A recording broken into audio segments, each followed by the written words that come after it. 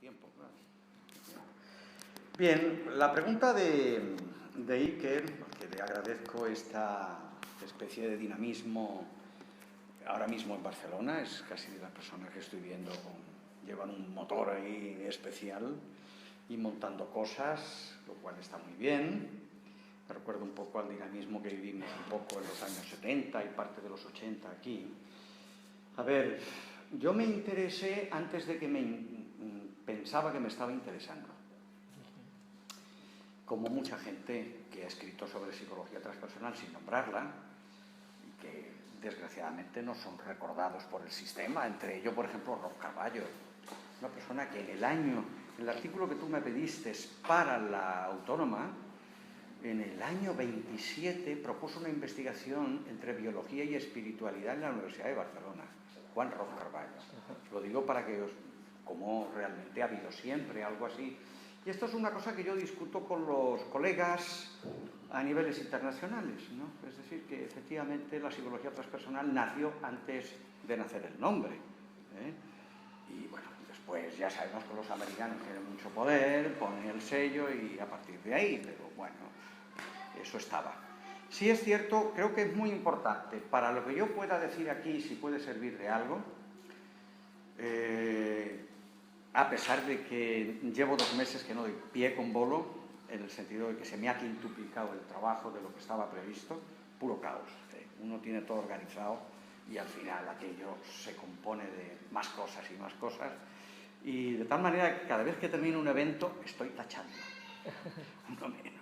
Hasta el 2 de julio voy a estar prácticamente disparado con el trabajo. A ver, es muy importante eso. Yo en 1980 ahorré 103.000 pelas para irme a conocer a los mazatecos del sur de México. En realidad iba buscando toda la tradición mexicana, de la cual yo desde que era niño tenía un interés que nadie sabe por qué. Y a vosotros os habrá pasado también. Hay algo dentro, ¿no?, que es la búsqueda del sentido de la vida, y eso empezó muy pronto. Yo creo que no tengo uso de razón, sino uso del sentido de la vida, ¿sabes? Y a partir de ahí entré en un mundo inconcebible, que me di cuenta, a pesar de que estuve con el grupo de Carlos Castaneda y demás, que una vez yo conocí a un maestro, que fue don Patricio Mazateco, en la zona de la Sierra Mazateca. Yo ya, hombre, me interesó mucho los libros, pero llega un momento cuando entras en el territorio, la cosa cambia. Antes del 1980 yo estuve metido a partir de los mediados de los 70 en el mundo del Zen, que me interesó muchísimo, y en ese momento el grupo de Shimaru, por ahí mediados de los 70, ya había un centro ahí en el Carrer Moncada, enfrente del Champañet, con lo cual íbamos a meditar arriba y bajábamos al Champañet, y entonces había un equilibrio muy interesante entre bajar de la meditación y entrar en el mundo cotidiano. Y del mundo de Zen, pues aquí tenemos, hombre, a Fernando y a Rosana, que son gente que llevan en el mundo de Zen pues casi prácticamente, no sé si desde que nacieron, pero poco más o menos, porque yo siempre los he conocido ahí en el mundo del Zen. Quiero decir que esto es muy importante para saber lo que vamos a hablar aquí. Es decir, yo estudio psicología en la UB, estudio filología, me desencanto un poco de lo que se estaba dando en la facultad y después me reengancho, hago filología también, y a partir de ahí me meto en los grupos psicoanalíticos. Yo estoy muy agradecido a todo el mundo. Los grupos psicoanalíticos, estuve 5 años, los grupos que se daban en Barcelona, yo he aprendido de todo el mundo. Y cuando no me gustaban, resulta que después también había aprendido de ellos, a ver por qué no me gustaban y qué es lo que sucedía ahí. Por lo tanto, básicamente he estado metido en la psicología humanista. Este libro que está ahí es de la editorial La Llave, de los primos hermanos de Spy Gestalt, que no lo han traído, no sé, pensé que traerían también libros de ese tipo. De todo, tantos años, podríamos decir, yo empiezo a trabajar a partir del 84 aquí en Barcelona. Desde el 84 hasta ahora, que estamos hablando más de 30 años, 30, 31 años, ha salido una cosa que se llama el proceso Oxígeme. Y en el proceso Oxígeme es donde yo he centrado, aquí hay alumnos del proceso Oxígeme también, donde yo he centrado todo el conocimiento que yo he recibido, tanto en la línea científica como en la línea supracientífica. Ahí hay varias cosas. Os lo digo esto porque me he hecho una chuletilla aquí para que después podamos hablar sobre eso. Y si queréis alguna pregunta que os pueda servir, pues yo con mucho gusto estaría aquí para contestaros. En cuanto a la cuestión de este asunto, ya que estamos en Spy-Gestalt, en el año 1982, en el Macrobiotic Center, con una amiga que se llama Pilar, trajimos por primera vez a Claudio Naranjo. Y hicimos unos seminarios y dimos a conocer, bueno, había gente que ya lo conocía también, y yo desde entonces, hombre, pues me ha parecido todo el trabajo de la Gestalt y de Claudio Naranjo encomiable, ¿no? Parece realmente aportar a la psicología realmente algo bastante importante, que es que no podemos concebir solo al ser humano como una máquina programada a niveles conductuales. Claro que hay programación y autoprogramación, para eso están los medios de comunicación, ¿no? Entonces la cuestión está en que efectivamente, por una parte, la psicología está dando unos cambios impresionantes. Yo incluso entiendo que la psicología está haciendo que la ciencia en parte se reconcilie con la vida, e incluso llega un momento que está abriendo unos campos, metiéndose en el sentido de la vida, que a mucha gente le está salvando el tipo. Hay muchos trabajos que se están haciendo. ¿Por qué? Porque partiendo de una cosa muy importante, yo creo que estamos en un final de civilización. Y cuando uno empieza a consultar este tipo de ideas, hasta con gente del Amazonas que no han salido, no saben lo que es Internet, o han escuchado hablar pero no saben lo que es, y empezamos a hablar de la misma historia, o sea, clarísimo que esta civilización se desmorona, se viene abajo. ¿Por qué? Pero no una cuestión de malos y buenos, sino se agotó el proceso de lo que es la visión mecánica del universo, de que no somos máquinas, estamos aquí para algo, y es muy importante que cada cual en sí mismo sepa, pues, qué pinta aquí, qué estás haciendo aquí, qué estoy haciendo aquí, ¿no? Este tipo de pregunta es fundamental mantenerla a lo largo de la vida, y yo creo que hay una cosa en la cual, y eso aprendí mucho del mundo indígena, la vivencia de lo inconcebible, y es que hay cosas que un ser humano solo puede hacerlas por sí mismo.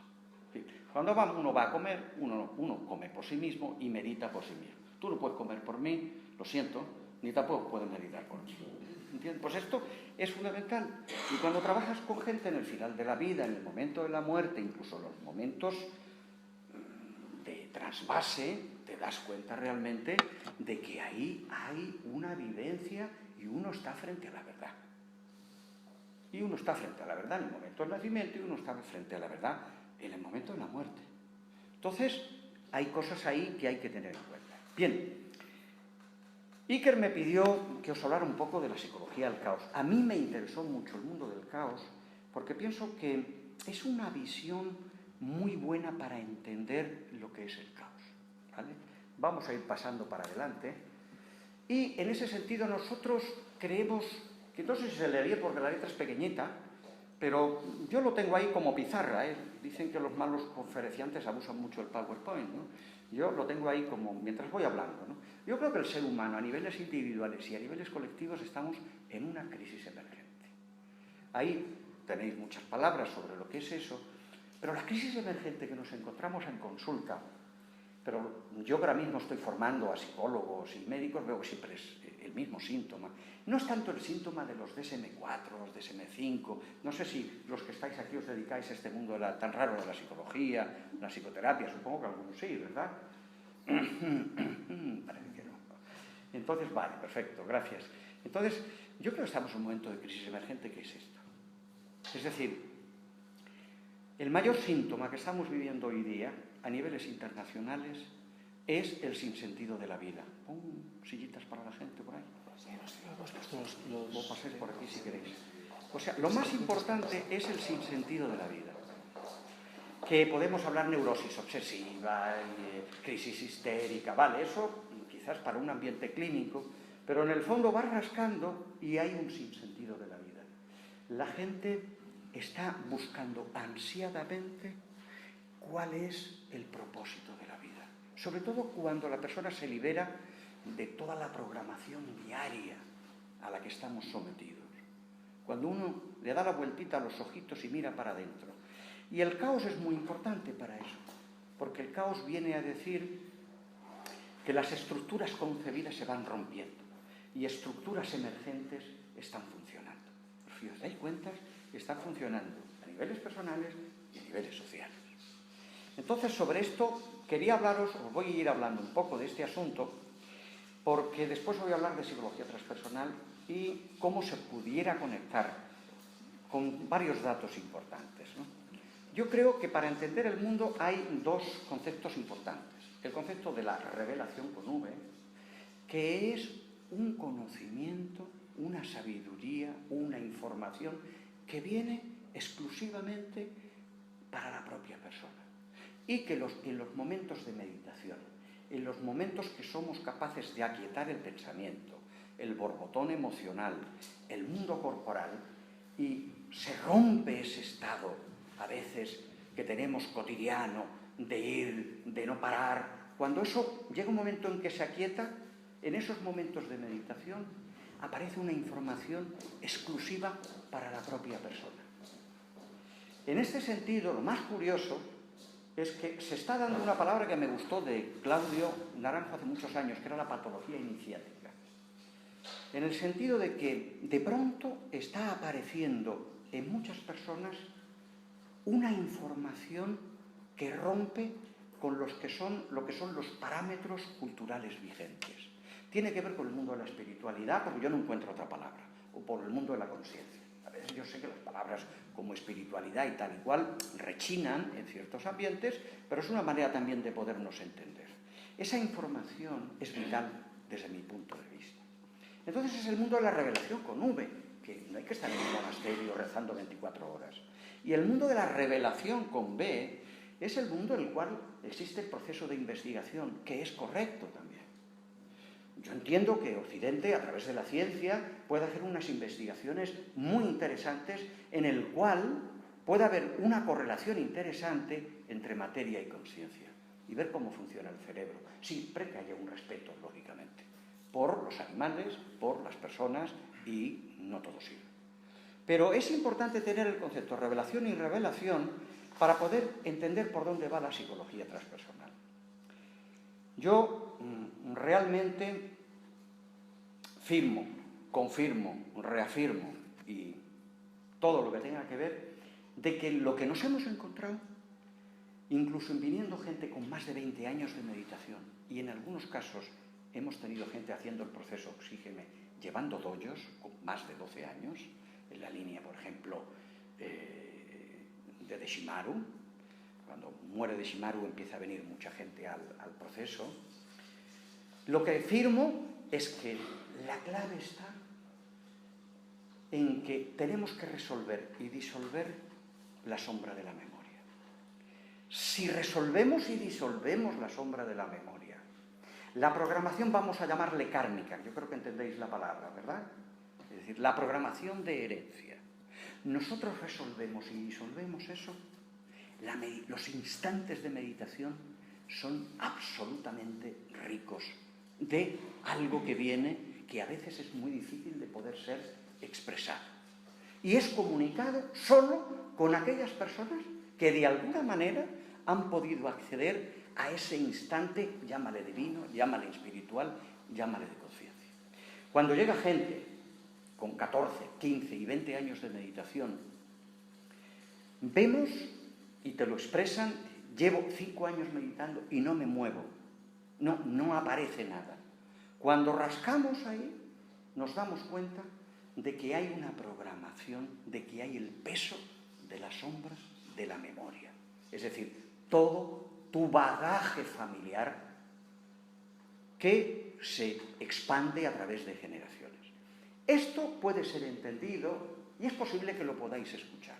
Pero la cuestión es importante, es decir, sí, oiga, reconozco la sombra de mi memoria, reconozco que tengo que resolverla y disolverla, pero ¿cómo? Esta es la clave. ¿Cómo? Por eso nosotros en el proceso, a través de la psicología del caos y a través de una psicología de tipo transpersonal, lo que nosotros hemos llegado a realizar, y en ese sentido yo doy muchísimas gracias a Francisco Varela, que no sé si lo conocéis, es un hombre bien interesante, y a un premio Nobel como Ilya Prigogine, porque he tenido una conexión importante. Y yo a veces he llegado de trabajar lo inconcebible en el mundo con los mazatecos, los ashánicas, y en el mundo del Zen, y ir a la Universidad Libre de Bruselas, y yo veía que ahí había conexión, que ahora os explicaré. Claro, ¿yo cómo me voy a resolver y disolver la sombra de la memoria?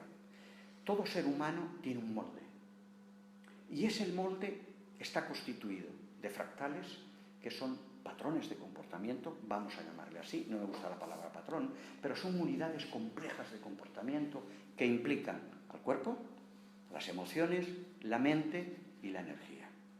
Y nos empujan de una forma inconsciente y nos programan de una forma inconsciente. Así que existen esos fractales y existen traumas, que son heridas que incluso heredamos, porque nosotros nos hemos encontrado traumas que no había vivido la persona, pero las habían vivido padres y abuelos, generaciones anteriores. Así que esos traumas, como heridas vividas en completa soledad y en un gran sufrimiento, también forman parte de lo que nosotros somos. Si queremos realmente poder entrar, y yo soy en este sentido absolutamente radical, la persona puede entrar en lo inconcebible. Y estamos en momentos muy adecuados para poder abrir lo inconcebible. Y esto, cuando también te lo dice una shánica o te lo dice un maestro zen, que estamos en un buen momento, me parece que es un momento de esperanza. Es decir, vamos a por ello. Y otro es penoso poder encontrar gente que les llega la hora de la muerte y no me he enterado. No sé por qué me tengo que morir. Y es que yo conozco gente que se ha muerto, algunos ya, o sea que no es ninguna tontería. Bien, vamos por ahí. Entonces, efectivamente, hay una relación, como dicen casi todas las tradiciones del planeta, las tradiciones, llamémosle sagradas, el proceso de sustracción. La vida no es un proceso de acumulación, por lo menos de esclavización a la acumulación, sino todo lo contrario, es un proceso de sustracción, tampoco de esclavización a la sustracción, porque no vamos a ninguna parte. Entonces, desde ese punto de vista, también las leyes del caos funcionan muy bien. Vamos a ver, crisis emergente, ya habéis leído ahí, hay otro concepto aquí. La crisis emergente tiene que ver mucho con lo que decía Claudio de las patologías iniciáticas, es decir, de pronto la persona no hay manera, y aparecen en nuestras consultas, en los que estén trabajando, con esto que está escrito aquí. Pero básicamente es, fijaos qué curioso, ¿no? No puedo continuar mi vida. O sea, no puedo seguir viviendo. Esa es la gran crisis emergente. Es decir, todo el tipo de vida que yo he llevado para atrás, no puedo seguir. Estoy repitiendo la vida de mi padre, o la de mi madre, o estoy haciendo lo contrario, que es lo mismo.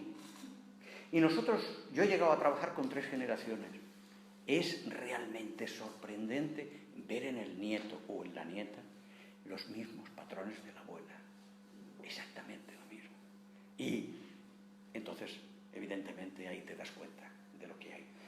Esto sería importante que la gente lo entienda.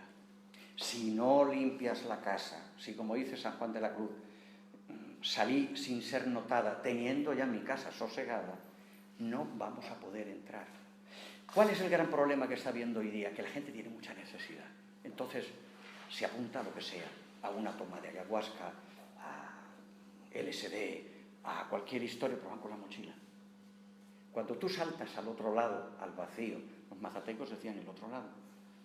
Entonces decían, no, nos vamos a ir al otro lado, ¿no? Pero al otro lado también estaba Estados Unidos, ¿no? Digo, ¿dónde? ¿A qué lados vais, no? Entonces, nos vamos al otro lado. Es decir, saltas con la mochila y entonces cuando viene la gente, cada día más gente, que está en la desesperación, por lo menos, y la gente joven también, porque la crisis emergente se está dando fundamentalmente gente muy joven, que ya no quieren seguir. Y además te vienen y te lo dicen con una claridad. Mire, mi padre es neurólogo. Mi madre, vamos a poner psicóloga.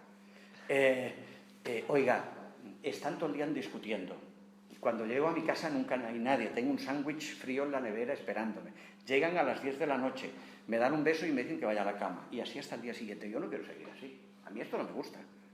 Y se encaran a los padres. Bueno, tú eres feliz, pues si eres feliz no estás viviendo como debería ser, ¿no? Es curioso porque al mismo tiempo, obviamente, la evolución humana es un hecho, ¿no? Bien, nosotros concebimos esto como una revolución en la psicoterapia. Lo curioso de este asunto, cuando la gente ha hecho un proceso que termina en el primer ciclo con crisol, claro, nos hemos dado cuenta de lo que sucede. La gente que lleva muchos años de meditación, de pronto, solo con la entrada del primer ciclo, aquí no está grabándose nada, ¿no? ¡Qué capullo!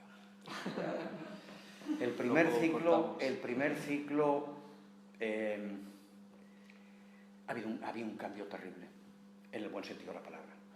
La gente de pronto ha sentido un vacío y han entrado en los procesos de meditación. Llega mucha gente de esa línea y han entrado ahí. Cuando vienen gente con procesos de psicosis tóxica por tomas, el problema que está viendo, lo dijimos así un poquito rápido, es que un día toman ayahuasca, al día siguiente se toman un chino de heroína, al otro un chino de cocaína y después se toman medio botella de whisky, claro, no va a ninguna parte. Es decir, lo que la gente tiene que entender es que en el mundo chamánico, en el mundo de las medicinas tradicionales, antes de ir a tomar ayahuasca se tiran años preparándose con muchas otras dietas de plantas que no son visionarias.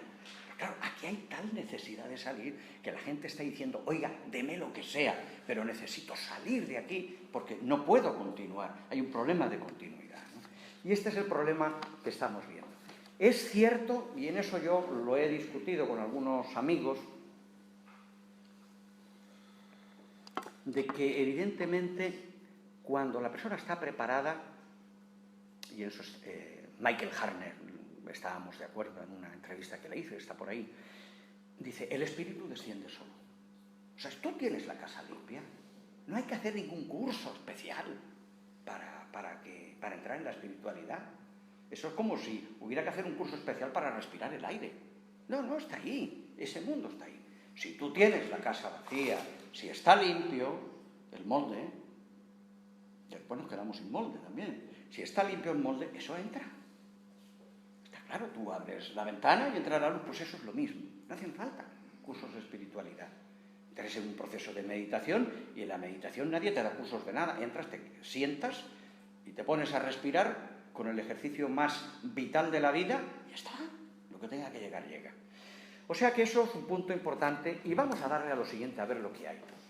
Nosotros así trabajamos con dos líneas importantes, es que estamos en un proceso evolutivo, que son los procesos de diferenciación a partir del desorden. Hay un problema en esta sociedad de cómo entender el desorden. Los periódicos venden al día desorden y más desorden, pero nadie dice cómo salir del desorden. ¿Por qué? Porque el desorden forma parte de la vida. Y el desorden es una emergencia del caos. Cuando tú crees que lo tienes todo controlado, en ese momento se descontrola. Entonces lo que hay que estar preparado no es para el control, sino para el descontrol y a ver qué sucede. Y ahí pasamos a la siguiente, que es muy importante en el proceso Oxígeme y en el trabajo del caos que nosotros estamos haciendo, que es la positivación de lo patológico. En psicología nos enseñaron que hay que cercenar el síntoma. No, entonces cortas la cabeza al mensajero. Eso se hacía en tiempos. Se cabreaba el rey y dice, ¿quién ha dicho esto? ¡Pum! ¡Hala! El mensajero a hacer puñetas. No, el síntoma te está diciendo en tu vida qué es lo que tienes que cambiar. En ese sentido, nosotros exponemos que el obstáculo es la palanca. Ser capaces de transformar el obstáculo en palanca es clave. Si tú niegas el obstáculo, si niegas el síntoma, no vamos a ninguna parte. No vas a poder ver qué es lo que hay detrás. ¿Y cómo evoluciona la persona a través del caos, de la psicología del caos? Primero hay una sensibilidad. La sensibilidad es la capacidad que tienen los seres vivos, abiertos y complejos, a poder recibir impresiones. Cuando los físicos cuánticos dicen que estamos siendo atravesados continuamente por partículas cósmicas que vienen a veces ni se sabe de dónde, es que hay un proceso de sensibilidad. Es fundamental. Si nosotros no tenemos sensibilidad, no vamos a poder evolucionar. Luego hay que abrirse a ver qué estamos recibiendo. Claro, volvemos a la programación. Volvemos. Y cuando existe una programación, el origen de la programación es el miedo, es la tendencia a autorreplicarse. Tienes que ser un no sé quién. A la niña, tienes que ser como tu madre, como tu abuela, como no sé qué. Cuando se trata de todo lo contrario. Es decir, tienes que ser tú. Entonces, la sensibilidad es fundamental. Y en crisis emergente es muy importante. Y supongo que vosotros en vuestras propias crisis emergentes tendréis que ver que cuando aparece esa sensibilidad, que a veces no es necesario medicarla. Yo tengo una paciente que mandó un psiquiatra aquí en Barcelona y, bueno, tuvo un brote, vino y yo, bueno, ¿qué te ha pasado? Tal. Y, bueno, ¿y dónde vienes? Pues he estado internado en tal sitio y tal, internada. Bueno, ¿qué te pasa? No, has tenido más tiempo. Dice, ¿por qué? Dice, pues mira, en un momento determinado iba por el pasillo y yo vi una línea en el pasillo. Entonces me tiré al suelo y tenía que ir así, saliendo de la línea. Y cuando estaban liberando, vinieron los enfermeros y dice, esta doble medicación. Así no puede ser. Hay que saber entender a la gente. Pregúntale, oye, ¿qué estás haciendo? Mira, estoy atravesando una línea aquí oscura. Voy a ver si... ¡Qué maravilla!, ¿no? Pues habla con la persona y establece. Enseguida se asustan. Pero claro, hay un protocolo detrás. No pensemos que, claro, son malos. No, hay protocolo de actuación. El problema es el protocolo de actuación. Bien, eso quiere decir, poniendo el ejemplo, que aparece un momento de sensibilidad. Esa sensibilidad, y si os dais cuenta en vuestras propias vidas personales, si la cercenas, si la cortas, no vas a ninguna parte. Y se pueden cortar con muchas maneras, hasta dedicándote a comprar. Me siento mal, me voy al Corte Inglés. Bueno, pues vale. Me siento mal, me voy a pegar una mariscada aquí en el puerto. Bueno, pues claro, estamos cortando. Pero si tú dejas que esa sensibilidad viene, esos incrementos de sensibilidad llegan al punto máximo de inestabilidad. Tú ya estudiaste esto, y en el punto máximo de inestabilidad se produce el proceso bifurcativo en el cual la persona entra en una nueva concepción de sí misma y del mundo. Este es el principio evolutivo, este es el proceso evolutivo del ser humano. Aquí es donde vamos. Entonces, vamos a ver, ahí tenéis un ejemplo de sensibilidad, por ejemplo. Claro, el proceso de sensibilidad a veces es muy fuerte. Este es, por ejemplo, un paciente nuestro que dibuja bien, entonces, bueno, vamos a utilizar. No la tienen. ¿Cómo? Aquí. A ver, pues hablas allá con la técnica. A la izquierda tenéis una sensibilidad, un proceso de lo que es la sensibilidad. Claro, uno se encuentra frente a esta vivencia sin salida y dicen, oiga, lo que sea, pero deme algo. No. La historia es que la persona tiene que estar ahí, hay métodos para poder trabajar esto, ¿vale? Y si os dais cuenta, aquí tenemos otro, le doy aquí, ¿verdad? Sí, no se explota ni nada de eso. Ellos ven la de la izquierda solo, mira. Pero está viendo ahí está ahora. La de la izquierda. Vale. Entonces, aquí tenéis un tipo de sensibilidad perinatal, muy grofiana, lo cual quiere decir que dentro de la barriguita de la madre el niño está sintiendo. Es que a los 8 meses se detecta ya que el niño sueña y se puede hacer un electroencefalograma sobre los procesos de sueño del niño. Es decir, a ver, la sensibilidad es fundamental, ¿no? Inestabilidad es el punto máximo, es el punto máximo de curación en el caos, donde está escrito eso y ellos están viendo esto, ¿vale? Sí. Perfecto. Entonces, este punto, a ver cómo vamos de hora, bueno, no está mal, ¿no? Fijaos en eso, que eso es importante, ¿no? Es curioso porque el máximo punto de inestabilidad que nosotros lo trabajamos con las personas que vienen al proceso, en la propia sala de terapias, se ve realmente los procesos de cambio. Hay veces que la inestabilidad llega a una curación física importante, porque hay gente con ropa, bueno, se tienen que quitar la ropa, hacen así, y en aquellos momentos, bueno, es capaz de llenar medio cubo de agua. Siempre me está pasando lo mismo. ¿Cómo es posible que tengo estos problemas y repito los problemas? Cuando la persona se da cuenta de eso, porque claro, un ser humano, decimos un molde. En el molde hay fractales y hay traumas, pero también hay argumentos. Los argumentos es el relleno de todos los fractales y los traumas, que son las narraciones y las historias vividas a lo largo de la vida. Pero incluso heredamos narraciones e historias de los antepasados. Entonces, fijaos una cosa muy curiosa. ¿Por qué los indígenas hacen tanto empeño en que tenemos que hacer la paz con los ancestros. Bien curioso, bien curioso. Gente que no va a la universidad y tampoco sabe leer y escribir. Pero es que los indígenas, que a veces nosotros los tratamos de tontos, y por ciertas personas, y vamos, he estado presente en varias conversaciones sobre eso, se invalida incluso por lo que son las transmisiones orales. Es que los indígenas no tenían que poner nada sobre escrito, porque era una transmisión energética de conocimiento. De la misma manera que en el Zen hay una transmisión de la iluminación, en el mundo indígena está la Kushma, y la Kushma es una transmisión de conocimiento en la misma línea del Zen. Lo único penoso que tenemos aquí, y en el programa de la 2 que te dije el otro día, que grabé para la 2, que lo veis en televisión, tuve que hacer hincapié. Oiga, dejemos ya de creer que vamos a hacer investigaciones científicas, que está muy bien, pero no podemos invalidar una serie de culturas que en ciertos niveles son supracientíficas y no podemos invalidarlas. Porque realmente hay una transmisión de un conocimiento que se invalida por la ignorancia. Si la gente conociera desde dentro a ciertas culturas, dejaríamos de ser siempre los blanquitos de Occidente que parece que nos vamos a comer al mundo. Y nos estamos comiendo a nosotros mismos. Bien, en esa historia, que es complejita de explicar, a ver qué viene. Nos vamos a la psicología transpersonal. A ver si... Bueno, yo creo que está todo dicho, esto. Evidentemente, encontrar ese vacío es muy importante. La persona tiene que estar preparada cuando hace el primer ciclo del trabajo nuestro para entender lo que es el vacío, porque ahí se vive el vacío. Y en el vacío uno no se sostiene, pero entonces, ¿cómo nos vamos a sostener? En el vacío. Yo creo que desde la persona, cuando aquí vemos realmente lo que hemos estado comentando sobre psicología transpersonal, lo vamos a comentar ahora y os diré por qué, que realmente todo pasa por un proceso de curación. Conocerse es curarse, decía don Patricio. No, si nos conocemos, nos curamos. Mazateco, que llegó hasta los 107 años. La curación, en un proceso de una psicología del siglo XXI, es un puente hacia el ser. La curación es un puente hacia el ser. No es estar bien para ser más importante o tener... No, la curación realmente es un puente hacia el ser. Y ahí es cuando entramos en la fiesta de la vida. Para entrar en la fiesta de la vida, tienes que pasar de la curación al ser y del ser a la fiesta de la vida. Y también hablan los indígenas de eso.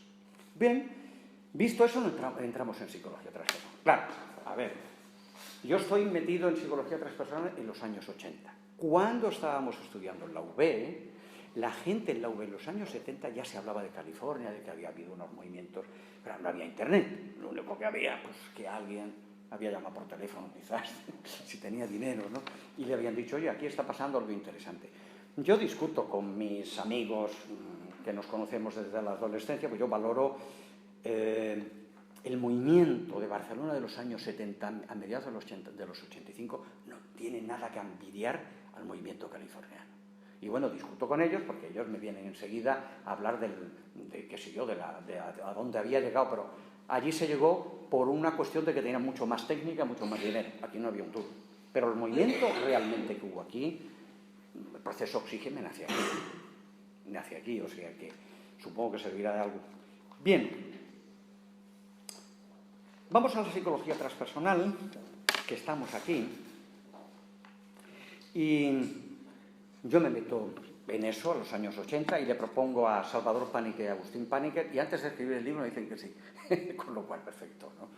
Bueno, no es fácil tampoco. En 92 le digo, yo lo escribo y sale, y la sorpresa para ellos y para todos fue que el libro Psicología y Psicoterapia Transpersonal está en 5 ediciones y creo que acabándose la 5ª edición. Sabéis que de lo que estamos hablando aquí, los políticos no hablan, y los periódicos, pues algunos como nosotros que se han colado, por ejemplo, en la Contra la Vanguardia, ¿no? Pero la cultura oficial de esto no habla, ¿no?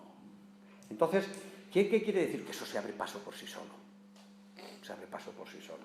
Entonces, bueno, ahí empiezan una serie de cuestiones. Yo fundo la Asociación Transpersonal Española y aquello empieza a tener un hervidero importante de gente que uno no sabe realmente cómo, pero aparece ahí, ¿vale?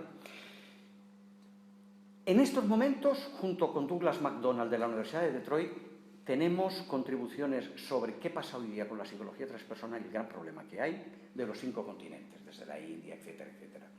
¿Qué problemas hay con la psicología transpersonal? Bueno, vamos a ver. Primero, que tengáis en cuenta lo que es la psicología transpersonal, ya habréis leído ahí, realmente, y pasamos un poquito que hay una integración y una reacción. Vamos a ver, en realidad la psicología transpersonal es la gran integración entre la sabiduría antigua y la ciencia moderna. Ahí es donde empieza. La reacción que ha habido ahí básicamente, y hoy día, y vamos directamente a eso, es que hay gente que se ha salido del mundo de la psicología transpersonal por 2 cosas básicamente. El abuso del término para cualquier cosa, echar el tarot o decir que curo con los cristales, ya estoy haciendo psicología transpersonal. Y una cosa que nadie se entiende, y lo estamos escuchando desde el 80% de la gente que está en las contribuciones para este libro, no solamente del abuso, sino de por qué, en inglés es naivety, es esta especie de infantilismo. Se queja mucha gente y dice, bueno, es que tenemos, en el mundo de la psicología transpersonal, ha traído una cantidad de gente con un infantilismo terrible, ¿no? Y una espiritualidad muy inmadura e infantilista, vamos a llamar así. Parece como si fuera un mundo de evasión. Y esto ya llega a unos niveles, podríamos decir, de máxima línea. Ahí yo creo que hablo un poquito sobre todo esto. Aquí vemos lo que es, en primer lugar, el poderoso y gigantesco proceso de integración de la psicología transpersonal. Está leído más o menos, ¿no? ¿Estáis leyéndolo? ¿Se lee más o menos? Sí, ¿no? Es pequeñita la letra. Es decir, hay muchas cosas que el modelo mecánico de la ciencia no puede entender. Y ahí está expresado un poquito. ¿Más o menos lo habéis leído? 1, 2, 3 y... Ley de la discontinuidad, ley de la simulación. Bueno, frente a las leyes darwinistas, que dicen que todos venimos de los ratones pasamos, el mundo darwinismo hay una crítica importante. Hay 2 cosas fundamentales. En este orden mecánico de 1, 2, 3, fichas de dominó que siguen y siguen y siguen, hay cosas que no pueden explicarse. Es decir, la ley de la discontinuidad es que hay hechos aparentemente sucesivos que uno no es causa del otro. ¿Vale? La contraria de la simultaneidad es lo mismo, pero se dan 2 hechos simultáneos que no tienen una explicación causal. ¿Comprendes, no? Mientras que las leyes darwinistas son causa y efecto. A ver, no hay que tirar por tierra la ley de causa y efecto. Cuidado, porque a veces entendemos que cuando uno critica algo es que eso no sirve. No, es que no es suficiente. El problema que tiene la ciencia determinista es el nada más que. Oiga, el ser humano es una máquina genética programada pues, a niveles, digamos, mecánicos, ¿no? Con una programación mecánica. Bueno, claro, eso está muy bien para las farmacéuticas, porque dicen, mire, el gel número 28, te vamos a dar un fármaco, verás cómo te pones bien. Pero a niveles de lo que es la vida, se están hablando a veces del mundo de la terapia génica, que fue un fracaso. Y yo cuando tengo genetistas muy fanáticos, que los hay, y le digo, oiga, ¿cuál es el gen tuyo que te permite ser genetista y conocer los otros genes, ¿no? Ya que estamos hablando de tanto gen, bueno, en el fondo es el miedo, ¿no? de que somos así. Y el ser humano es algo mucho más complejo. Bien, ahí está un poco la miseria y grandeza de las teorías transpersonales, ¿no?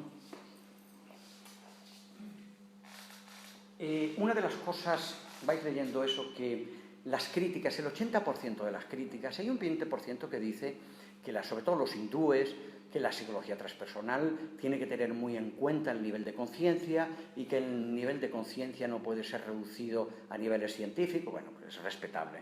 Hay como un 20%. Ahora, el 80% están realmente en que puede haber, para que la psicología transpersonal no se muera, no decaiga, que es una de las posibilidades, la pelota está en el tejado, si va para un sitio o para otro, es que, primero, no se tiene que confundir con filosofía. O sea, Wilber no es un psicólogo. Y en segundo lugar, la psicología, desde mi punto de vista, en el mundo de la psicología y psicoterapia, la psicología clínica, cuando se encara el sufrimiento del mundo de los pacientes, para mí va a ser clave.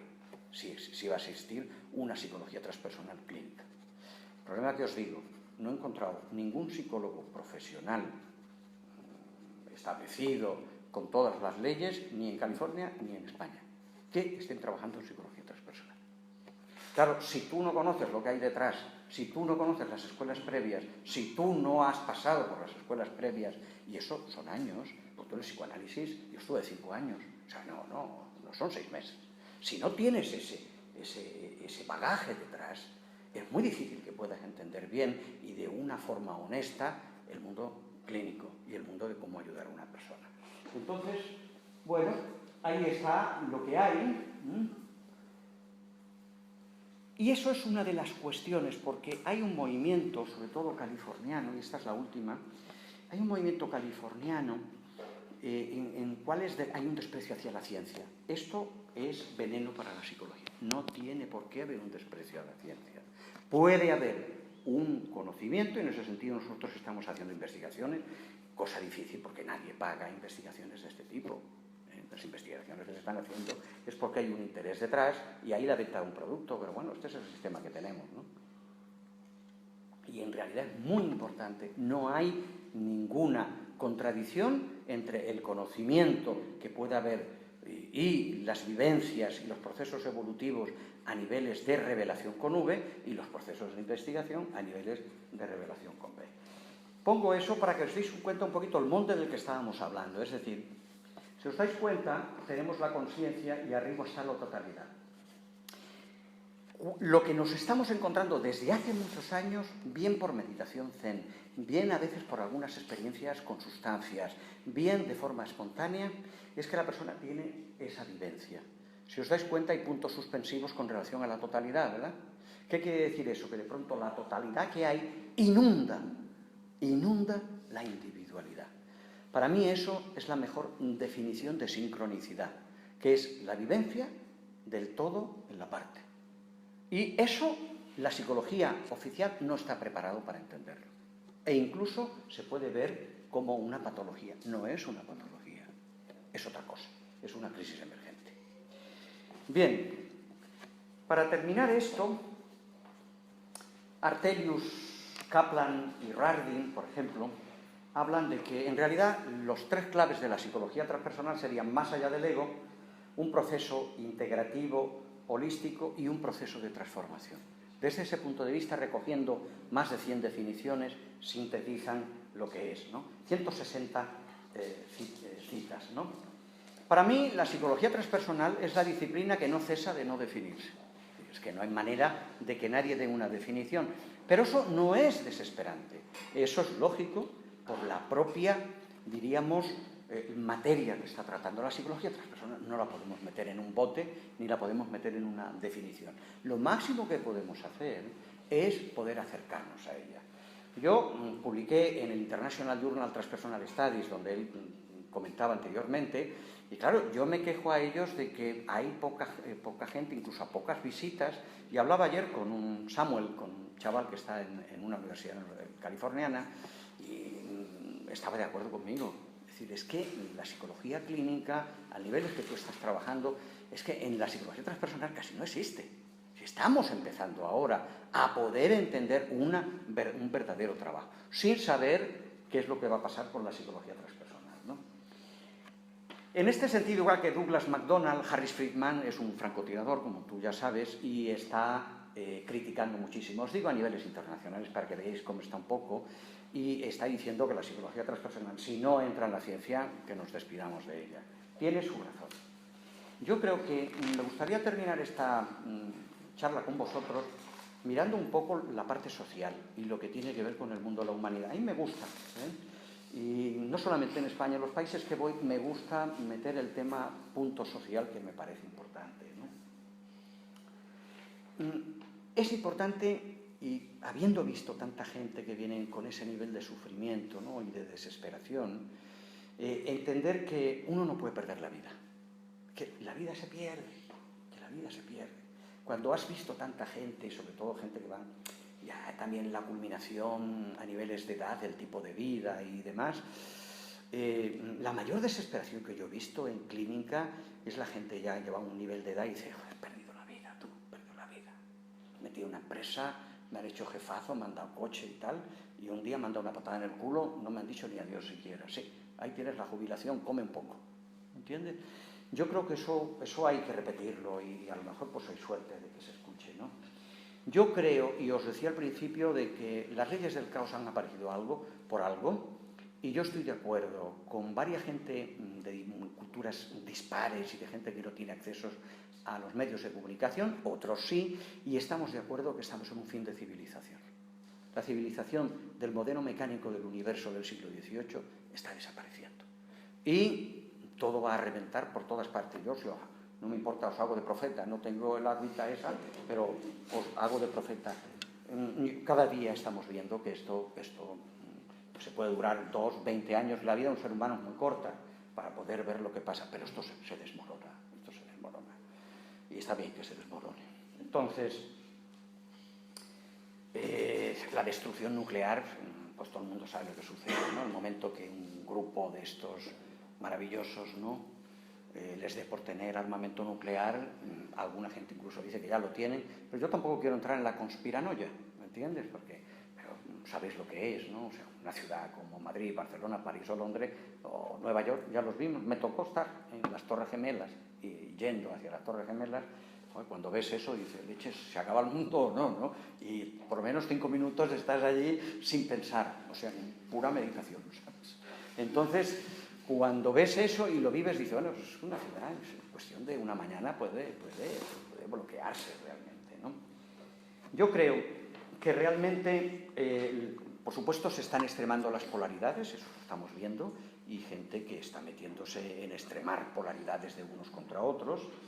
Y yo creo que la base de todo eso, más que de banderas y de consignas, es que la clave está en una negación de la evolución de la conciencia todavía.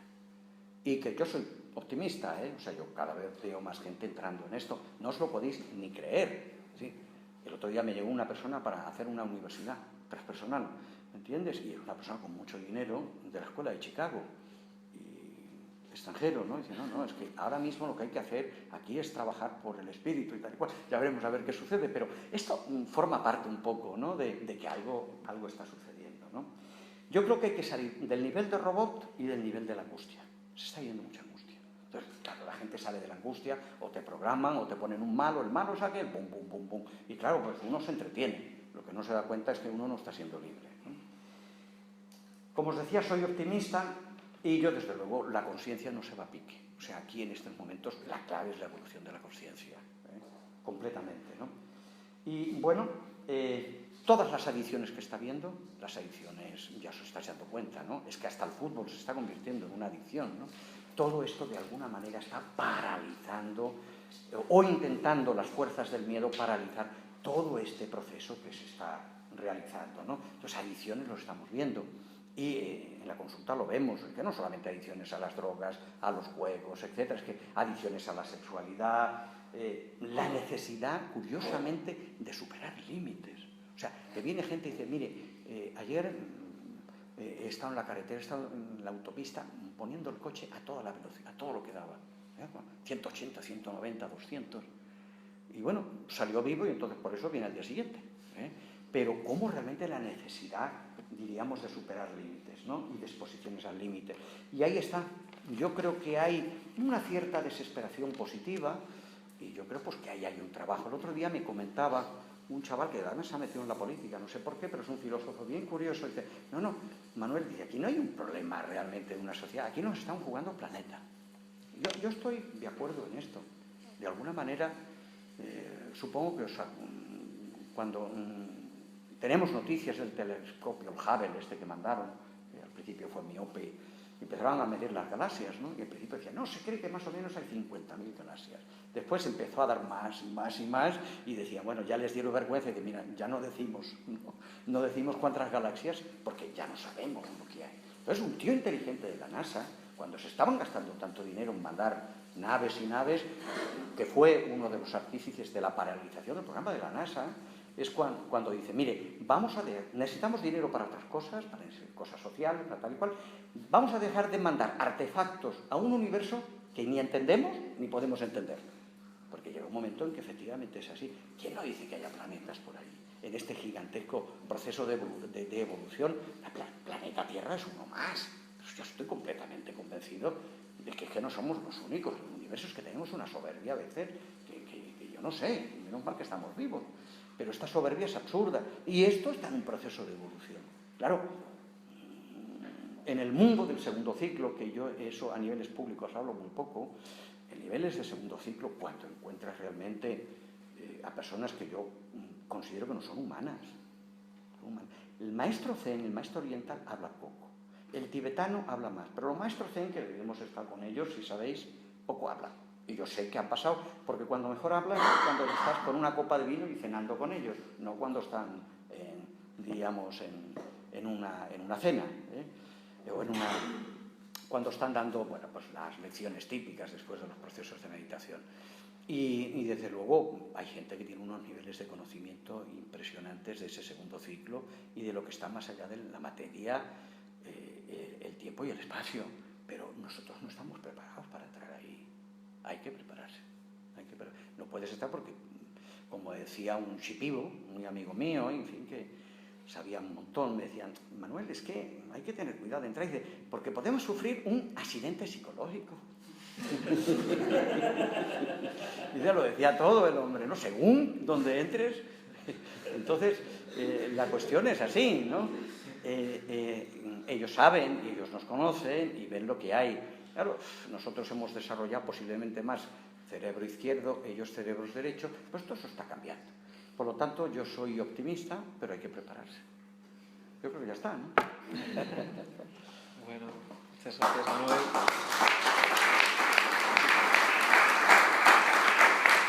Muy bien. Pues ¿hay alguna preguntita? Sí, yo creo que podemos abrir directamente a las preguntas del público antes de dar paso al concierto. Tenemos todavía un reto para preguntas. Si alguien tiene alguna pregunta, si no puedo empezar yo con una para romper el hielo. Yo te quería preguntar, o si podías extenderte un pelín solo, en el tema de la amplificación del síntoma. ¿Cómo ves? Decías que la medicina y la psicología occidental tiende más a suprimir el síntoma en base a taparlo. Sí. Tu idea sería más amplificar el síntoma, ¿no? O sea, que ese síntoma se muestre, incluso se amplifique, ¿no? Para dar paso a esta nueva fase o a la bifurcación, como decías, ¿no? Lo importante del proceso es seguir las leyes de la naturaleza. Y la naturaleza amplifica el síntoma, porque cuando se consuma el síntoma en el punto máximo, lógicamente aparece un proceso bifurcativo y un nuevo estado. Y eso es un comportamiento que se da en la materia, que Ilya Prigogine dice, ¿no? En las regiones, cada ser humano vive en un equilibrio inestable. Nadie está, sino en un equilibrio inestable. Ese equilibrio inestable, a la hora de un proceso evolutivo, de la misma que una caña de río avanza, para poder tener ese tramo, bifurca en otro nudo que le va a permitir el siguiente proceso evolutivo, que es un fractal. Entonces, lo que hay que dejar es dejar que la naturaleza. Claro que necesitamos terapeutas preparados para poder acompañar a la persona en ese proceso. Y resulta que los buenos terapeutas son los que menos actúan. Porque a veces tenemos problemas con los alumnos de Mereno. Deja tranquilo a la persona, ¿no? Enseguida ser importante, ¿no? No toques, hombre, déjalo tranquilo. Pero la angustia, ¿no?, de que tenemos, de que queremos ayudar, pero no nos damos cuenta de que en el fondo queremos ayudar siendo muy importantes. Y aquí hay que ser lo menos importante posible. Es dejar que la naturaleza haga. Que en un momento determinado hay algo en lo cual tú puedas intervenir, perfecto. Pero todo eso necesita experiencia, que es la madre de la ciencia. Es decir, yo he aprendido más del trabajo clínico que de los libros, pues es que es la verdad. Entonces, es cuestión de repetir, o sea, de respetar las leyes de la naturaleza, saberlas cómo funcionan y ser un alumno de las leyes de la naturaleza y no ser un maestro. La maestra es la naturaleza, nosotros alumnos. Y entonces ayudas a otros, y ya está, siguiendo el proceso. Es un poquito más complejo porque aparecen cosas, pero bueno, está bien, ¿no?, para hoy. Sería más un acompañar, entonces, ¿no? Saber acompañar es lo más difícil en el mundo de la psicoterapia. Saber acompañar es lo más difícil. Y de hecho hay veces que tenemos gente que viene de malas prácticas terapéuticas, porque claro, el abuso que se está dando en el mundo de la psicología y psicoterapia transpersonal por dos cosas. Primera, porque la gente se está llamando terapeuta transpersonal sin tener una formación adecuada para poder trabajar a la gente en el primer ciclo. Segundo, se meten en un segundo ciclo haciendo visualizaciones y tal y cual, y en el fondo es un quiero y no puedo. ¿Me entiendes? Con lo cual, claro, esto se ha puesto de moda. Yo soy un crítico porque como soy un poco responsable de que se expandiera esto, pues no tengo más remedio que sacar el martillo. ¿Me entiendes? Y a veces, pues decirle. Lo máximo que yo entiendo que se pueda decir sobre estos procesos es informar a la gente y a partir de ahí. ¿Vale? ¿Tú querías? ¿Se te ha ido la pregunta? No, la pregunta es, o sea, con todo lo que he leído, un montón de cosas y tal, me ha quedado una duda. ¿Cuál es la auténtica enfermedad mental? ¿Existe o al final no existe? ¿Cómo se distingue lo que son crisis y todo esto de un auténtico trastorno mental? O sea, se está sabiendo esto. Vale, yo te explico. Eso hace muchos años que lo hablé con Groff, en California, ¿no? Y no estoy de acuerdo con él, porque él decía que no se puede hacer, no era patológico nada, excepto la paranoia.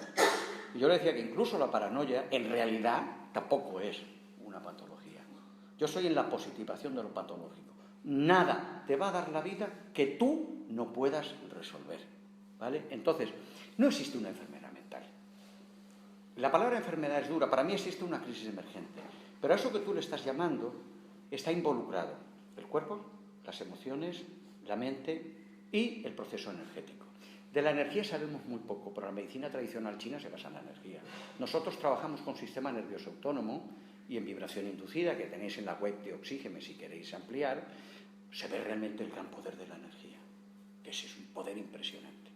Entonces, para mí la enfermedad es, lo que tú estás llamando enfermedad, que es una crisis emergente, es una herencia. Herencia.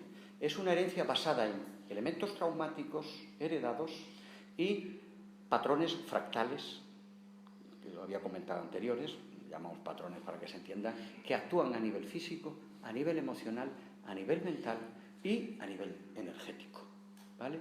Aunque hay veces que hay fractales, patrones mentales, como puedan ser en un momento determinado la especulación mental negativa, el ser incapaz de parar la mente, que eso es muy típico hoy día en la gente. Es decir, la gente viene a consulta y diga, oiga, la mente es una especie de entidad que está ya por encima de mí y me está manipulando y tal y cual. Cuando realmente hay una clave en el Zen, que dice, no pongas atención a lo que pasa por tu mente. Es decir, si tú le das un poder a tu mente y prestas atención, tu mente se está alimentando. Nosotros, por deciros algo, trabajamos mucho con Jara. Jara es un punto, 2 dedos por debajo del ombligo, línea Durkheim, en el cual, para mí, Jara es el silencio físico. Silencio físico, y es un punto físico. La gente, hemos comprobado ya de muchos años que cuando la gente es capaz de bajar a lo que llamamos Jara cotidiano, ese mundo, ese enredadera mental, o desaparece o ya no tiene el poder de atrapar al individuo. Es decir, uno de los grandes problemas que existe en el mundo es cuando ponemos en el altar algo. Uno pone en el altar la mente, otro pone en el altar el sexo, otro pone en el altar la primitiva, otro pone en el altar la política, otro pone en el altar la bandera tal, otro la bandera cual, la religión tal. Claro, cuando tú pones en el altar algo, al final acabas lógicamente sirviendo ese altar, ¿no? Vendes de alguna manera el alma al demonio, como el retrato de Dorian Gray, en la versión que queráis. Entonces, la clave está cuando la persona entra en el proceso de Jara a niveles de silencio físico, todo eso disminuye. Y la capacidad de autoperceptiva empieza a funcionar, que es muy complicado explicar, pero sí que se puede la persona autopercibir, generar un proceso, que es cuando se trabaja con la conciencia, no se trabaja con la mente. Los procesos autoperceptivos es a nivel de conciencia, que es la conciencia de que una persona tiene sobre sí mismo, pero también la conciencia aquella de la totalidad, que en el fondo es lo que nosotros le llamamos una conciencia unitaria, y ahí entra uno casi en experiencias de segundo ciclo. Pero bueno, a lo que vamos, cuando la persona entra ahí, empieza a dejar de ser utilizada y manipulada por la enredadera mental, la enredadera emocional, etcétera, etcétera, etcétera. Pero fundamentalmente la enredadera mental, porque los problemas que está habiendo hoy son de enredaderas mentales, eso supongo que lo habéis visto, ¿no? Hay manera de parar la televisión. Entonces, y ahí hay un proceso. Y lógicamente hay herencias, hay patrones de herencia. El patrón, por ejemplo, de especulación mental negativa es clarísimo. Está en el 80% de la sociedad. Patrón de expectativas catastróficas, etcétera, etcétera. Los miedos. Pero cada uno tiene que ser definido, ¿vale? Porque se tiene que trabajar con bisturí en el primer ciclo. ¿Algo más?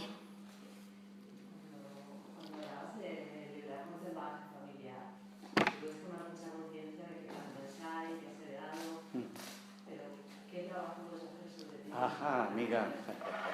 Bueno, nosotros, al final de eso, yo estuve trabajando con Bob Hoffman, que él trabajó en el proceso Hoffman de la cuadrinidad, que no sé si habéis oído hablar y demás. Y me pareció un hombre interesante. Yo reformulé el proceso Hoffman.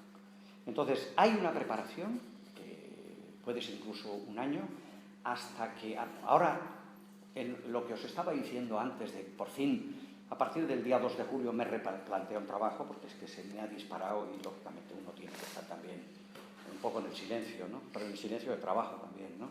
Entonces el 2 de julio hago una cruz, digo, se acabaron ciertas cosas y saldré porque nosotros alquilamos una finca en Ávila de 10 hectáreas para hacer un trabajo que se llama Crisol y en el cual trabajamos los procesos de descorporización de eso. Pero fíjate si es duro eso, que las personas necesitan después un año para poder realmente entrar en el trabajo ese, ¿vale? Y claro, un año, si hay fractales o traumas que llevan 300 años, las famosas lealtades invisibles, ¿no? Que son las más terribles de todas, las que yo me he encontrado. Las lealtades invisibles es cuando una persona está pagando una deuda de 3 generaciones anteriores, ¿no? Claro, esto hay que tener cuidado, porque aparecen visualizaciones, pero como dice Harry Friedman, Manuel, tenemos que tener mucho cuidado con la gente con las intuiciones y visualizaciones. Dice, porque uno acaba en las arenas movedizas de la intuición y machacando y confundiendo a mucha gente. Esto es un problema. Entonces, echa un poquito de agua, colega.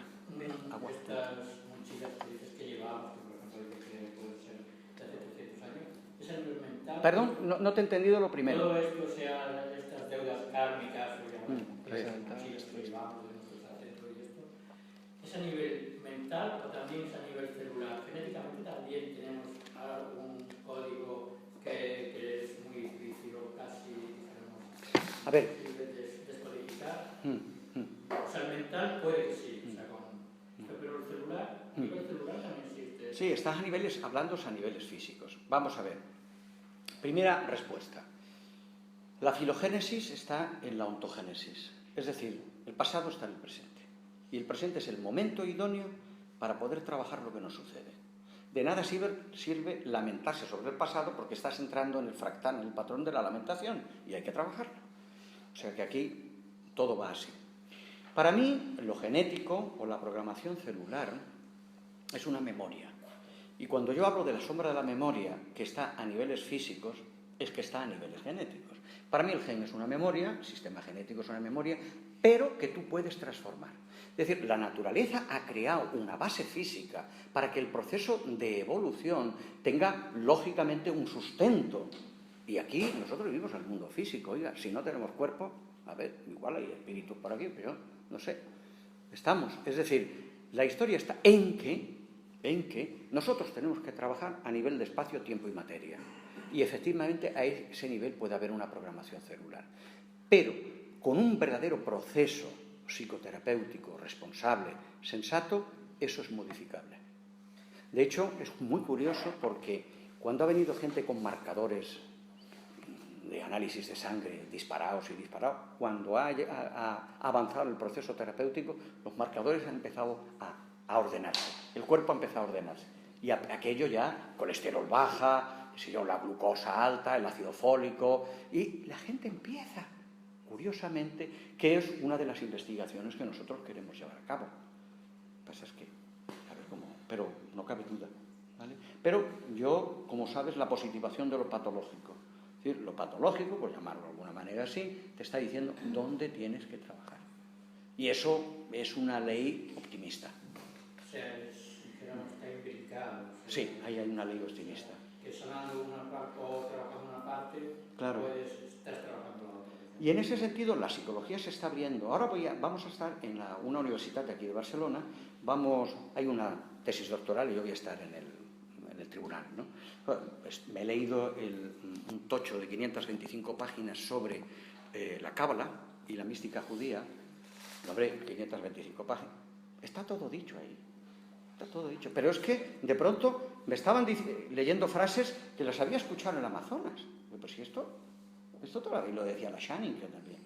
Bien curioso, ¿no? Y hablando también de procesos de curación y dónde están los problemas de curación. Y en el fondo, muy parecido también a lo que dice la medicina hindú, la medicina tradicional china, con centros energéticos. O sea que hay algo ahí, aunque yo soy partidario, y así lo digo, de que los caminos que llegan hacia la curación y el conocimiento los tenemos que co-crear entre todos, pero hay una sabiduría ahí que no es co-creable. Es decir, por mucho que se diga de eso, uno no es capaz, lógicamente, de co-crear una mosca. Mira que una mosca, las pobres, ¿cómo acaban? Pero somos incapaces de co-crear una mosca, pero sí de co-crear caminos para llegar a donde haya que ser, ¿no? El caso es no aburrirse. ¿Qué más? Pero yo te quería preguntar un caso concreto. ¿Había alguien más? Bueno, pues venga. Esto es como el tenis, ¿sabes? ¿Perdón? Sí. Hoy toca a ti. Entonces, bueno, yo estaba trabajando con don Patricio en el sur de México, y entonces me era muy fácil y muy barato, hay que decirlo, subir a California a hacer formaciones con Grof. Me tiraba allí 15 días y al final me dio un título y todo, un título por duplicado. ¿Ah, sí? Sí, porque se le olvidó a la mujer suya, ¿cómo se llamaba esta mujer que murió? A Cristina. Se murió hace poco tiempo, hace un par de años, ¿no? Y se le olvidó firmar y después me envió después el firmado. Y es interesante. Ahora, la persona que esté trabajando en esos procesos tiene que saber cómo manejar los procesos resolutivos y tiene que tener un bagaje.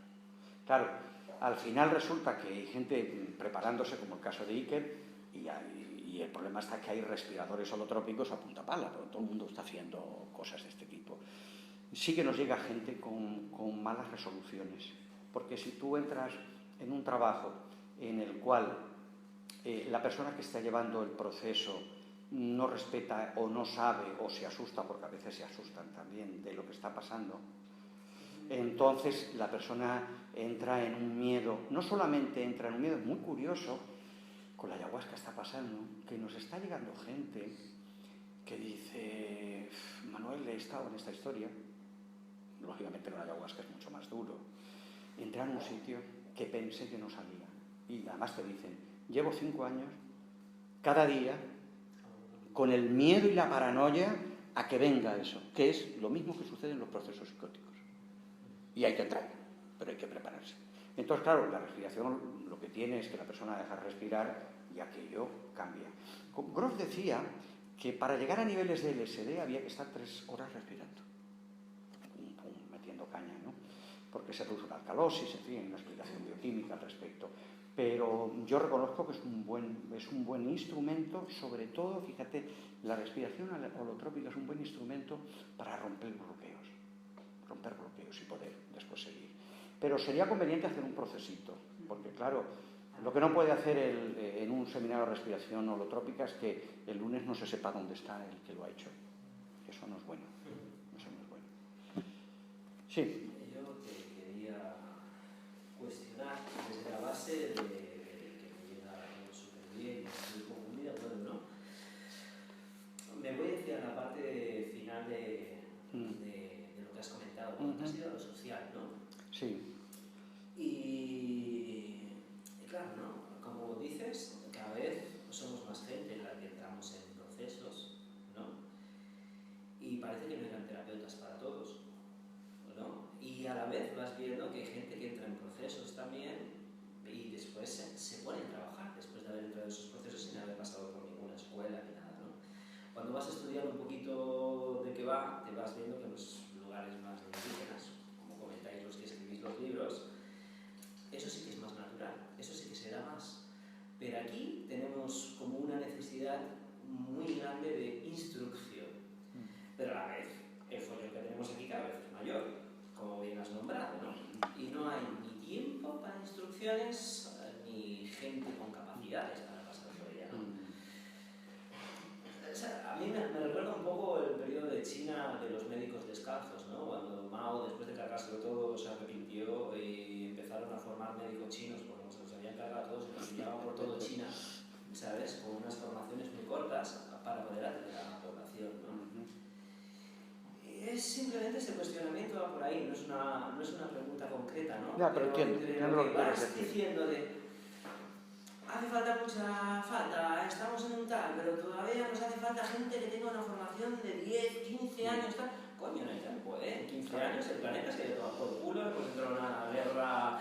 Entonces, o sea, si lo miramos en ese concepto de negatividad y de urgencia, llevando la crisis a nivel de sociedad, no solamente particular. Y yo estoy ahí, yo no he llegado a ninguna conclusión, ¿eh? No llegues a ninguna, ¿eh? No llegues. Porque como no concluye, se muere. No veo que pueda, ¿no? Pero... A ver, mira, una cosa de lo que estás diciendo.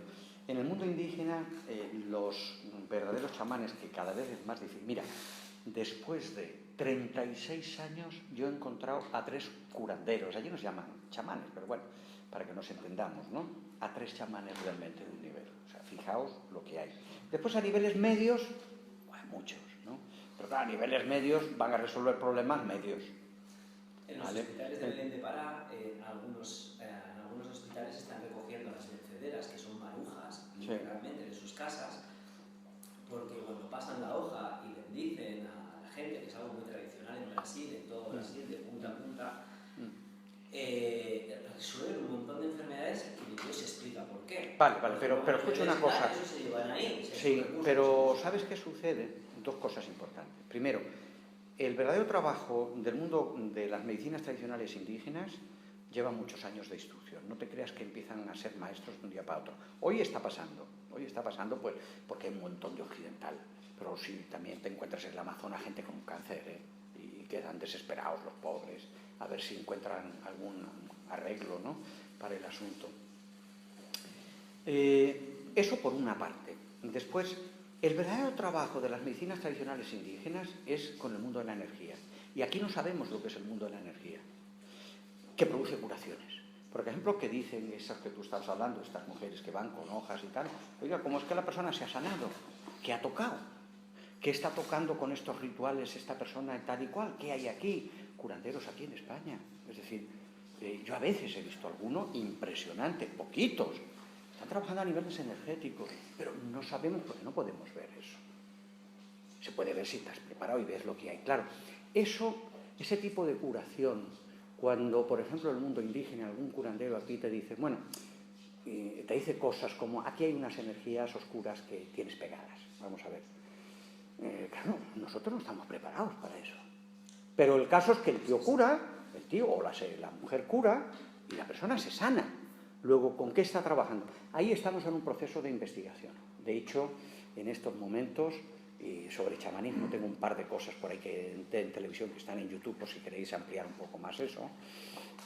Lo curioso es que parece ser, por ejemplo, con la ayahuasca, se está penetrando a niveles celulares y se están produciendo progresos en la apoptosis. Pero todo esto está a nivel, diríamos, muy incipiente, porque el verdadero trabajo que hace el chamán con la ayahuasca es a niveles energéticos. Entonces, yo te cuento, para que veamos a nivel de curación. Cuando he tenido, y tengo con 3 chamanes, una buena comunicación, y esto no lo hablan con nadie, porque yo lo sé y lo he visto después de 22 años trabajando con ellos, que ellos comentan, dicen, no, es que yo trabajo con 3 espíritus que son mis maestros anteriores. Claro, si tú te vas a una sesión de este tipo y tú ves 3 espíritus alrededor, pues igual te cura el hígado, pero sales con una psicosis, ¿me entiendes? El accidente psicológico. que decíamos. Es decir, ellos están manejando un nivel de conocimiento que nosotros, de momento, no estamos preparados. Eso es lo que tenemos que tener en cuenta. Y que hay vida más allá del cuerpo, la materia y el espacio. Hay algo más allá.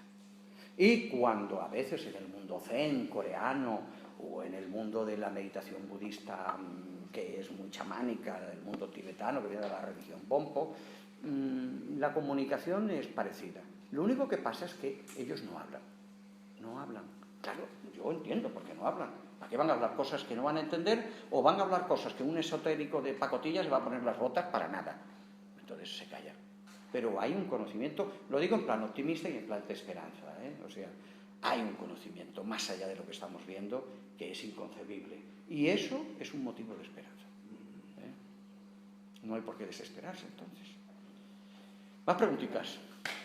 Bueno, yo tenía una concreta hablando de lo que... Échame agua, porque esto necesito gasolina. ¿Sí? Bueno, a ver, así como este caso, ¿cómo lo ves? O sea, el sitio donde voy a meditar es en Polonia, ¿vale? Es un centro grande con residentes. Entonces, pues en este sitio hay una persona, que era amigo mío también, que está diagnosticado de esquizofrénico. O sea, él reside en el centro.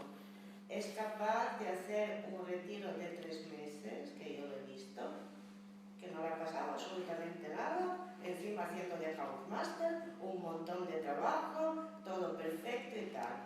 Entonces, de repente, le da un brote que llaman esquizofrénico. Se pone violentísimo y se lo tienen que llevar y lo tienen que empastillar a tope, ¿no?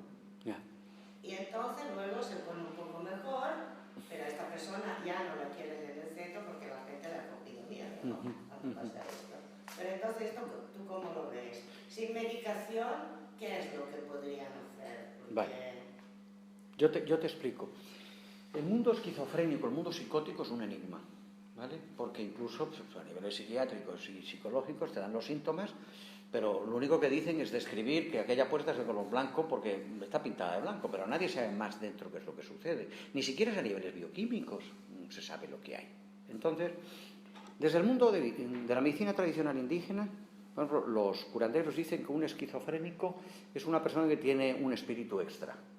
O sea, está él y alguien más, que es lo que se habla de la dualidad. Desde el punto de vista psicológico occidental, es una persona que tiene desdoblamiento de la personalidad, pero nadie se sabe por qué hay. Nosotros hemos tenido esquizofrénicos que cuando se sentaban en el autobús tenían que buscar 2 asientos, uno para ella y otro para la otra. O sea, no se podían sentar en uno. ¿Qué sucede?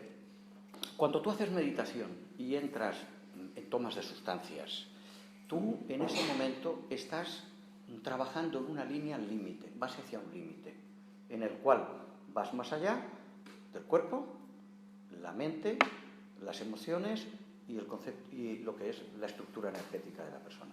Vas hacia ese límite. Y en ese límite, la persona, cuando rompe ese límite, entra en un proceso iluminativo o entra en un proceso que puede ser esquizofrénico. Por eso se comenta que las terapias con psicodélicos y demás no eran adecuadas para gente con procesos psicóticos. Y la meditación tendría que ser lo mismo, por la misma razón, de lo mismo que sucede con los procesos de ayahuasca. Hay gente que ha tenido procesos de ayahuasca y inmediatamente procesos psicóticos que nos ha llegado, pero ya había tenido procesos psicóticos antes. ¿Qué hay que hacer? Primero hay que hacer un trabajo de primer ciclo, de base de la persona. Cuando se hace un proceso de base de la persona que requiere tiempo, y los procesos psicóticos que nosotros hemos tenido no son de un año, de verdad. Los procesos psicóticos necesitan mucho tiempo de estructurar la unidad de la persona, de que la persona sienta a niveles de cuerpo, a niveles de emociones, a niveles mentales y a niveles energéticos tenga esa unidad, que nosotros llamamos unidad personal.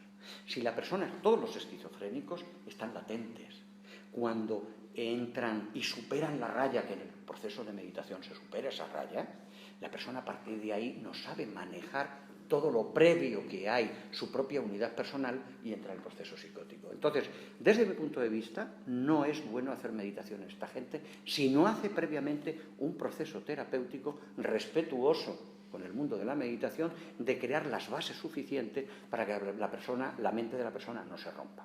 Y en el caso que estás diciendo es un esquizofrénico paranoico, que son más difíciles de tratar, ¿vale? A niveles psicológicos se puede decir eso.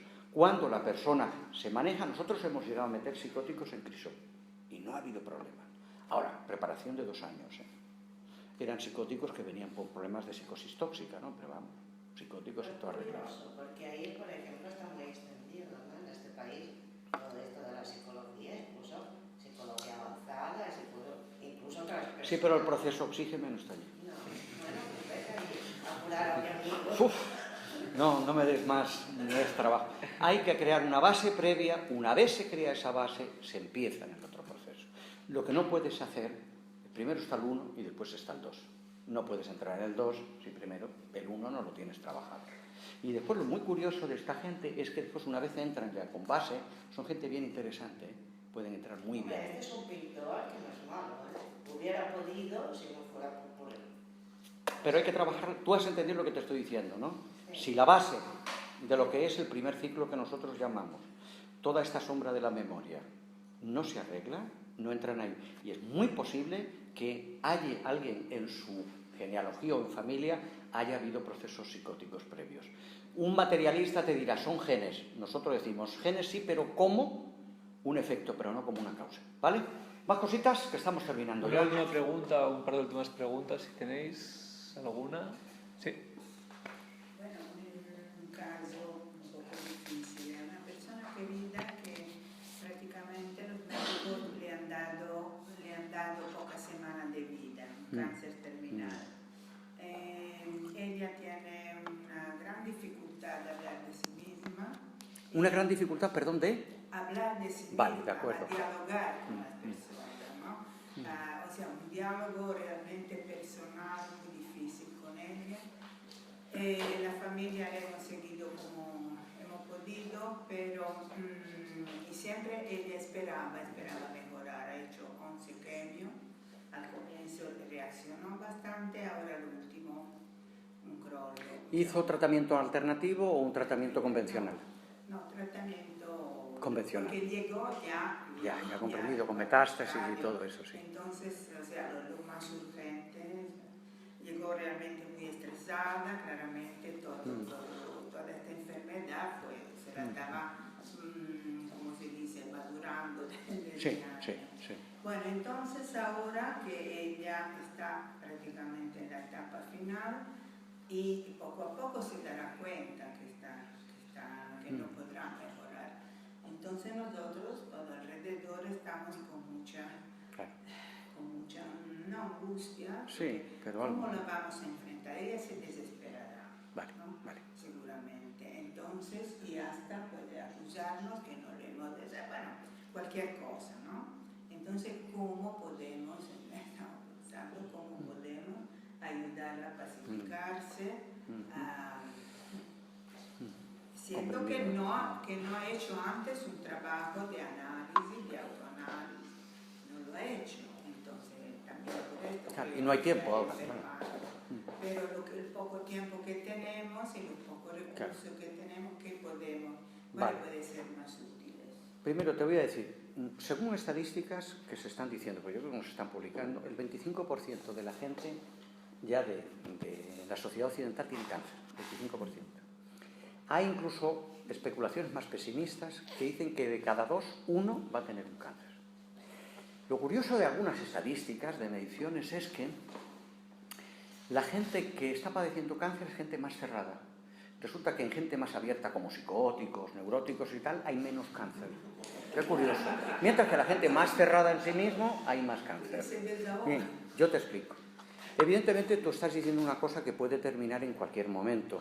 Estás dando en ese sentido la razón de que es una persona cerrada, se hace a sí misma, por lo que estás diciendo, ¿vale? Y poco se expresa.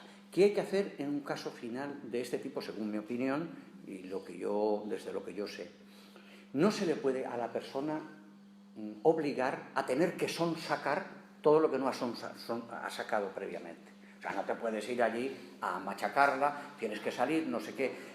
Hay una cuestión, y en los enfermos de cánceres que yo he tenido que visitar en hospitales, Una cosa importante es cuidado, porque a veces yo, y no solo yo, sino algún médico también, nos hemos tenido que enfrentar a algún médico.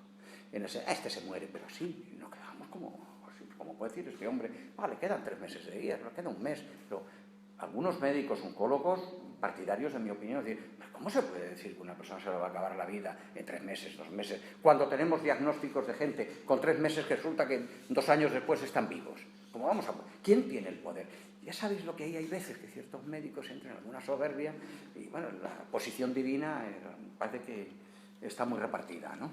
Entonces, en primer lugar, yo creo que cuando aparece un enfermo de este tipo, en vez de entrar a hablar con él, es mucho mejor entrar a escuchar, si es que se puede. Entonces, primer punto de escucha, siéntate en silencio. No preguntes. Si no está... Me hace gracia porque el otro día hablé con una persona, te contesto, hablé con una persona, de una persona que se estaba muriendo, que murió. Pero esta persona estaba tranquila y la persona que la estaba acompañando no estaba tranquila. Estaba tranquila porque el otro no hablaba. Total, tanto preguntar y querer hablar, le dijo, dice, oye, cállate, dice, porque de esta posición que yo estoy, las cosas se ven de otra manera. Murió esta persona, pero estaba bien. Entonces, déjate, porque la angustia de los demás. Entonces, como decíamos antes, deja de meter las manos en el paciente, el cliente, lo que queráis llamar, y deja que la naturaleza haga. Aquí te digo lo mismo, porque pasa lo siguiente. Cuando la persona se está acercando al momento de la muerte, ya entra y sale varias veces de la raya. A veces no lo hace, no, porque es el miedo tan espantoso que tiene la gente a ser tildada de loca, es de tal calibre, que nos llega gente en operaciones. ¿Cómo va a ser posible que una persona que diga, mire usted, me han operado, nada, una simple operación, a veces de, qué sé yo, de cortarte, ¿cómo se llama esto? El apéndice, y estar viendo la operación desde el techo. Entonces yo como digo, y el problema no era la operación ni el posoperatorio, es que había visto que estaban operándola desde el pecho, desde el pecho. Eso, la cuestión es ese gran problema. La persona tiene mucho miedo a ser tildada de rara, de loca y demás, y esto podía hablar un rato sobre eso. Entonces lo mejor, siéntate al lado, en tranquilidad, en calma. Cuanto más calma estés, más conexión va a haber con ella. Y si acaso ella empieza, que te lo comente. Pero mira, frases como, oye, escucha, Manuel, mira, entra en un sitio y me están hablando una serie de personas que yo no he visto en la vida, pero me están hablando, no sé, tal, y te cuentan. Empiezan a entrar en el lado. Esto es una pena que nos demos cuenta cuando nos estamos muriendo y no cuando estamos aquí con el pincho de tortilla de patatas, que sería lo ideal, ¿me entiendes? Pero bueno, es así. ¿Comprendes lo que te digo? Silencio, cuanto más tranquila mejor, y espérate que la otra hable. Y si hay gente que quiere meter las manos en la masa, pues sí que puedes decir, oye, manteneros en silencio, por favor, y estar aquí y ya está. ¿Vale? Cuanto menos angustia, menos transmites historias de este tipo y dejas que en un momento determinado la persona abras el campo para que ella se te exprese y te diga, esta me puede comprender, esta persona me puede comprender. Ahora si vas allí, ¿vale? Esa es la clave. Bueno, si hay alguna más y si no ya vamos a escuchar música. Si estáis... Una última pregunta, si no lo dejamos ya aquí. Pues lo dejamos aquí. Entonces... Yo pongo una cruz en mi penúltimo trabajo. Ahora tenemos un descanso de 5 o 10 minutos. La idea es que yo empezar a tocar ahora a las 9, o sea, 10 minutos.